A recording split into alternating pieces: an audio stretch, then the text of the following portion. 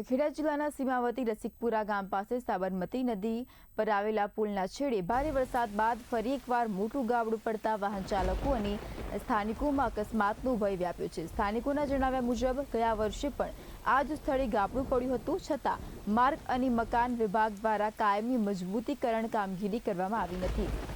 હાલ પુલ પરથી પસાર થતા વાહનો માટે જોખમ ઊભું થયું હોવાનું સ્થાનિકો કહી રહ્યા છે। સાથે જ કોઈ મોટી દુર્ઘટના સર્જાય તે પહેલા તંત્ર અસરકારક પગલાં ભરે તેવી અપીલ પણ કરવામાં આવી છે।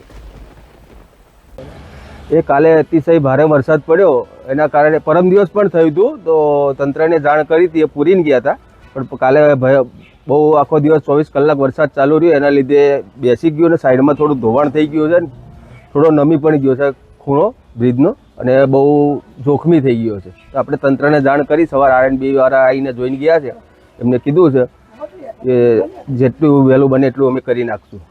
બીજા કયા અધિકારીઓએ મુલાકાત લીધી હતી? બીજા તો મામલતદાર સાહેબને આવીને ગયા। ક્યાંય મામલતદારે ટકોર કરી હોય એવું લાગે? હા, કીધું એમને, તંત્રને જાણ કરી કે જેમ બને એમ ઝડપી કરવાની।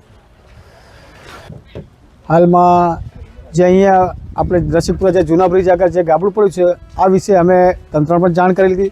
તંત્ર અહીંયા આવીને બાંયધરી આપીને ગયું છે, જેમ બને એમ સત્વરે અમે તૈયારીમાં આ કામ પૂર્ણ કરી દઈશું।